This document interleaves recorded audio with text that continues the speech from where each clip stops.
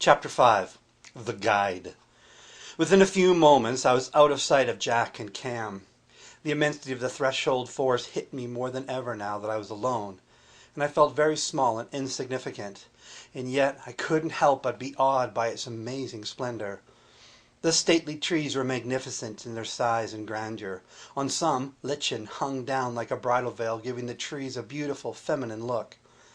I heard a rumbling ahead of me, and before I knew it, I had come across a waterfall. The water cascaded over moss-covered stones, and a pair of circular rainbows hovered just above the surface at its base. Flowers, the likes of which I had never seen, blossomed around the edge, framing the walls in a picturesque image. There was a fruity smell in the air, and everything felt pristine and untouched. I tried to imagine what it would have been like for Jack to have spent his whole life almost entirely alone here. How could that have been a burden? Why was he so angry? Why wouldn't he be happy when he found out that he had a brother? Was it because they were trying to protect me? Would that have been enough to make him so cruel? What did he mean about him finding so much out lately from our mother? Mother. I was going to meet my mother. Would she know me after all these years? Would I know her? The sacrifices she had to have made to stay here all alone with Jack just to ensure my safety was almost beyond belief. I knew that I had to reach her with the antidote.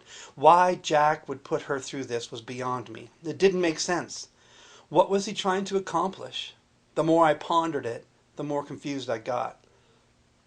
At least he was telling the truth about leaving a trail. Though it wasn't a simple task to track his path home, it wasn't impossible. A broken branch here, a twisted fern there, all telltale signs of a recent passing. Even though it was terrible that Cam was in the pit that Jack had dug, at least it forewarned me of other such pits. Maybe I would have spotted them without the warning, but I was more aware now, and I knew at least one of Jack's trapping techniques. Several times I had to stop in my tracks and survey the ground ahead of me. He was good, I'll give him that. But I was still able to spot the traps. Just to spite him, I threw large rocks or broken branches into the pits to reveal them. I saw other traps as well. There were branches bent at odd angles and held by twine. 3 times I sprung those traps. They would have caused much damage to any unaware animal that came through those paths, which made me wonder what kinds of animals were in those woods. I hadn't seen any other creatures since we arrived, making the traps seem like a waste of time. I had been moving at a steady pace for nearly 2 hours when my doubts about other creatures vanished. The stillness of the woods was shattered by a loud howl and bark of an animal in distress. To go from such quietness to sudden noise was jarring. I jumped at the sound and felt my heart pounding in my chest. I listened carefully, trying to determine the direction of the noise. I determined that it was just off to my right a ways, though my view was obstructed by the heavy foliage. I began to creep towards the ruckus. I finally got close enough that I could see the creature. It was the most beautiful animal I had ever seen. A white wolf, bigger than any other wolf I had ever heard of. This one must have been 4 feet high at the shoulder. Its powerful jaws and sharp teeth were gnawing away at a thick leather thong that had wrapped around its right foreleg. The branch that the thong was attached to had now sprung back to its original posture, and the wolf was held up at an awkward angle, making it difficult for him to get a good grip on the noose. He was struggling and huffing and spinning with great determination and ferocity. I was as amazed at his strength and dexterity as I was dismayed at his predicament. It seemed like Jack knew what he was doing, because it was apparent that there was no way the wolf was going to escape from the trap. Suddenly the wolf stopped moving. Besides the regular heaving of his massive chest, he was perfectly still. I could tell that he sensed my presence, and soon a low growl came from deep within his throat. I knew that I had to do something. Any victim of my brother's was a friend of mine, and while I didn't know how I was going to convince the wolf that I meant him no harm, I had to release him. I stepped out of the bushes. Immediately the wolf spun to face me, his sharp teeth bared in obvious warning. I raised my hands up, palms out, tried to talk gently to the beast. There, I whispered. It's going to be all right. I'm here to help you. I took a step towards the wolf. At once he snapped his deadly jaws at me and started writhing again against the tether. I jumped back, barely avoiding the sharp claws of the wolf's powerful hind legs. Carefully, I took off my pack and reached in for my small knife. The wolf noticed it as I pulled it out, and his eyes went wild with fear and rage. Again I tried to calm him. I had met many wounded animals in the woods back home, and I knew they were almost always crazy with fear. Somehow, I had to get to the tether without the wolf biting me. Tishu, tishu, kala, yama, I exhaled. I felt that these words called to the heart of the animal, somehow calming him and letting him know that I meant him no harm. Tishu, tishu, I repeated. I fixed my gaze deeply on the wolf's eyes. Slowly, his breathing began to slow, and he watched me with slightly less menace than before. Tishu, ayama, I said as I reached up and gently stroked the big wolf's snout. I had palmed the knife so the wolf wouldn't be able to see the sharp blade, and now that I had my hand behind his head, I was able to carefully turn the blade around and bring it next to the tether that had snared the animal. Tishu, kala, ayama, I breathed. I knew that my next action was going to be abrupt and would certainly shock the animal, but it would also free him. I took one more calming breath, and then with all my might, I yanked back on the knife, severing the leather thong in two. The sudden shift in weight from the big animal knocked me to the ground.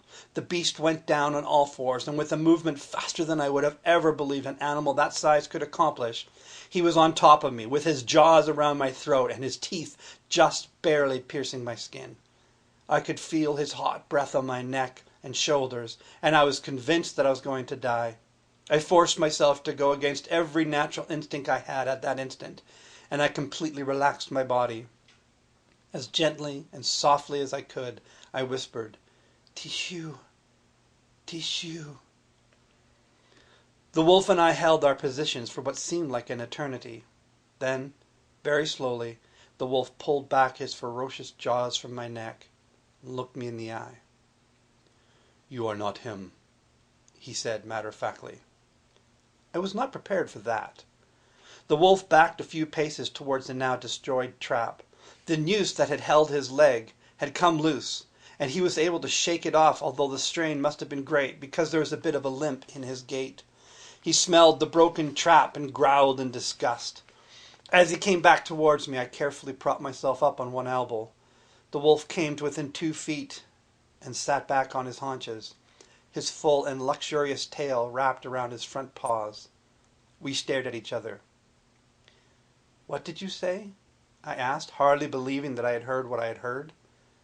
You are not him, the wolf replied, though there is much of you that is like him. Who is him? I posed the question, but I already had a pretty good idea of the answer. The soul thief, the wolf responded. Soul thief? I asked. He is the one who has taken the lives of so many of the animals in the woods. He traps us and then just lets us die in our traps. Our souls are stolen. There is no dignity in our deaths. Describe him to me, I pressed. He looks much like you do, the wolf responded, but bigger, and his mane is different than yours, longer down the back. The main difference, though, is his scent. It is evil. That is my brother, I offered. I've just met him myself, but the way you describe him is how I have come to know him also. My name is Taran. The big creature looked at me, his head slightly tilted to the side. I am Keel, he replied. I'm sorry for the pain my brother has caused you, I said. It seems to be his way. He has caused great hurt to many, even his own kind, even his own mother. I'm on my way now to try and save her. The pale woman? Is she at their den? Keel asked. Their den? I questioned, and then realized that he must have meant the cottage. Oh, yes, of course, their den. Do you know where it is? I know it, but I won't go there, replied Keel. Why? I asked. The soul thief's smell of evil is overwhelming, Keel said. It would be suicide to go to his lair. What if he wasn't there? I pushed. How can you be sure he won't be there? Keel asked. because I have left him 2 hours behind me. He has my friend trapped in a pit, and he said that he would be waiting for my return." "And you believe him?" Keel asked, his eyes probing deep into mine. "I don't know. I didn't think I had a choice," I said hesitantly. "You always have a choice. Maybe he's trying to trap you," Keel offered. "I think he would have done it already when he found us." I explained to Keel what had transpired back at the portal. "Unless there was something in his lair that he needed in order to ensnare you," Keel said. "The soul thief is a very crafty hunter. Very few have been able to escape his traps. He may have been able to trap your friend easily enough, but you might be harder to snare." I sat silently pondering this new idea. I knew very little about this place and about Jack's ways. What Keel said actually helped piece together some of the unanswered questions that I had been struggling with. If there was some kind of trap set up back at the cottage, it would make sense to send me in alone, without Cam, and without caution. Jack could easily have taken a quicker route back to the cottage, and Cam had no hope of getting out of the pit alone. But what kind of trap could Jack have been planning for me? What did he need at the cottage that he didn't have at the portal? "Still, I have to go," I said at last. "If it is even a possibility that my mother is poisoned and dying, I have to go and try and save her." Keel began to pace, his snout low to the ground. After a while he looked up to me. "Of course you have to go," he said. "But there may be a safer way to go. Maybe even help you take back some of the advantage." "What do you mean?" I asked. "There's a small rise to the far side of the place where they live," Keel went on. "You would have to circle around a little bit, but it would give you a glimpse of the area before approaching it. Maybe you could learn something that would be helpful." "Can you tell me how to get there?" "I will show you," Keel said, much to my surprise. "You risked your own life to set me free. I owe you at least that much in return. Come, follow me. We have a long way to go and not much time." With that, Keel started off into the woods. Quickly I grabbed my pack, and after putting the knife back in it, I closed it up, swung it on my back, and hurried after the wolf. Keel kept a steady pace as we traveled. For the most part, he was also aware of Jack's traps. In fact, he revealed to me that he had never been caught in one before, but that he had been a bit careless today because he was tracking me. He said that he had been moving along with me for a while, trying to figure out who I was and what I was doing. He thought that I might have been Jack, but something wasn't quite right about my scent.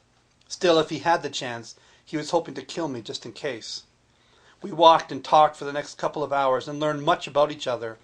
Keel was intrigued by the words I had spoken to him while he was trapped.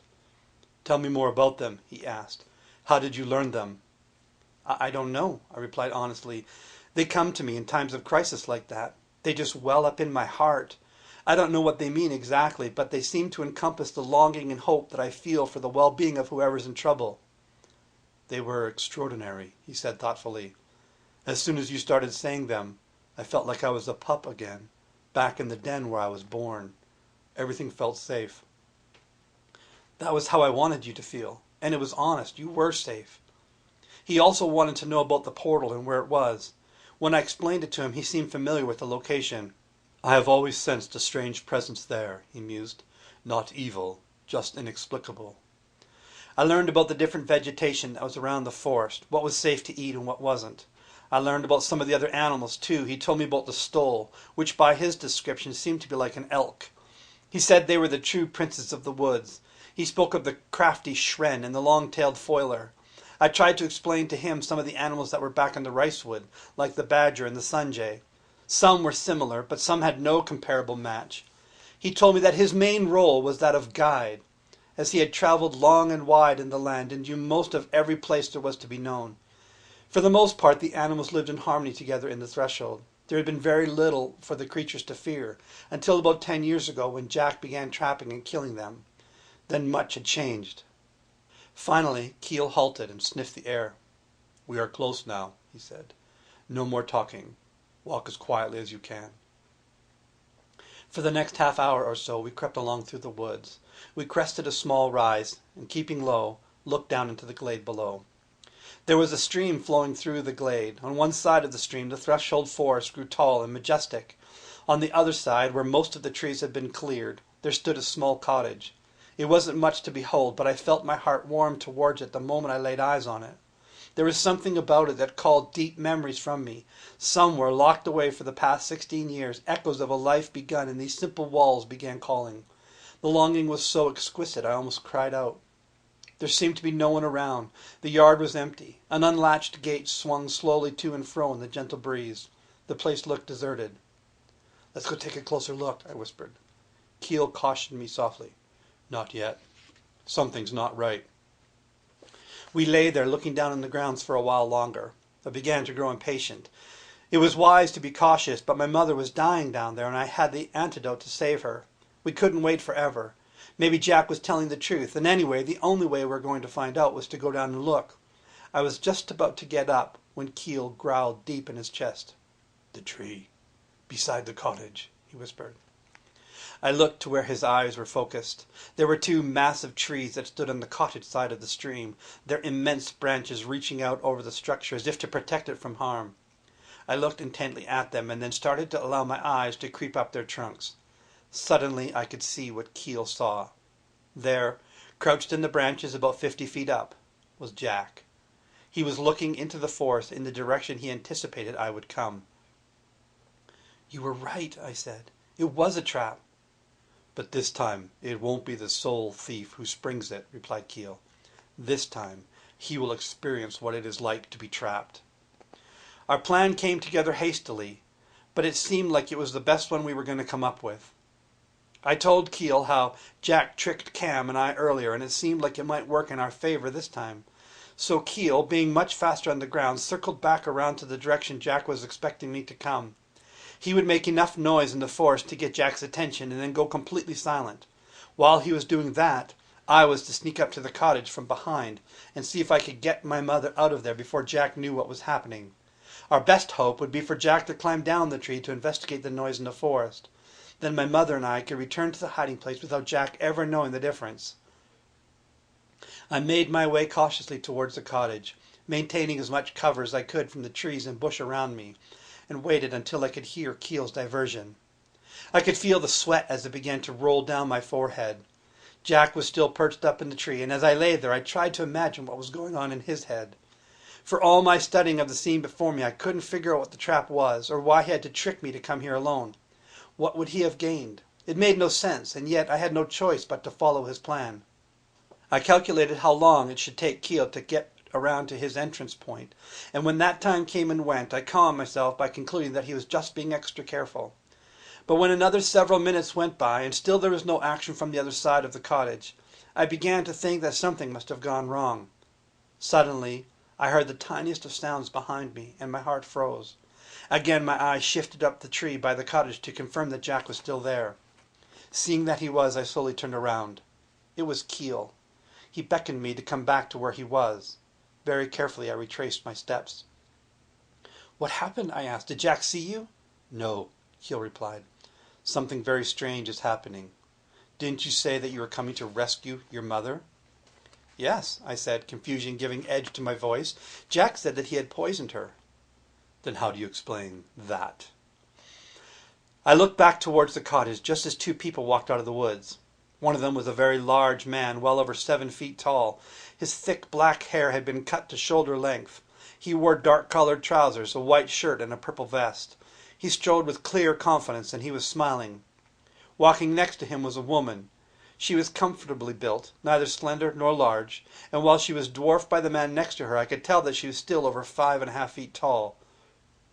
She was dressed in a plain smock, the color of fall leaves, and her feet were bare. Her dark brown hair was held back in a single braid. In an instant, vague memories of years before flitted through my mind.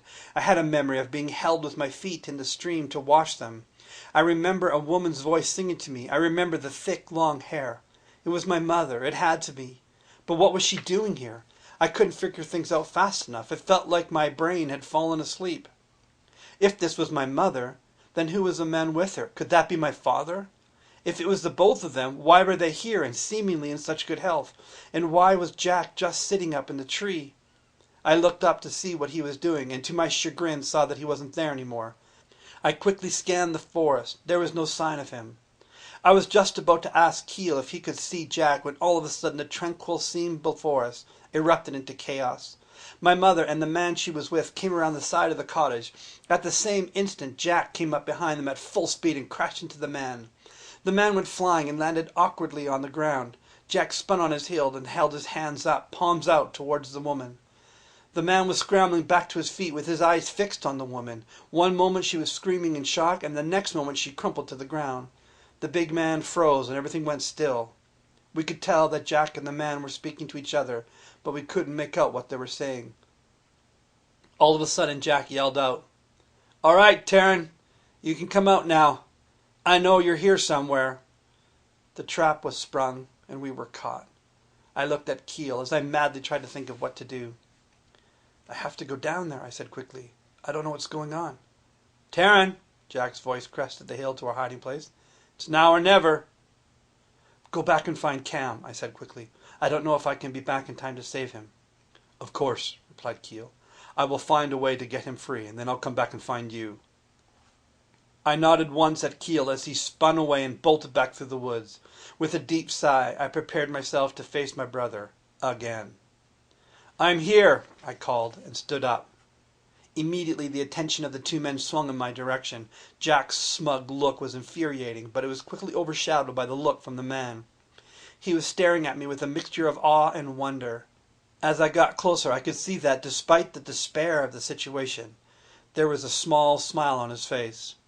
Soon I could see that there were even tears in his eyes. He slowly walked towards me, reaching out a tentative yet welcoming hand. "Taryn," he said, "is that really you?"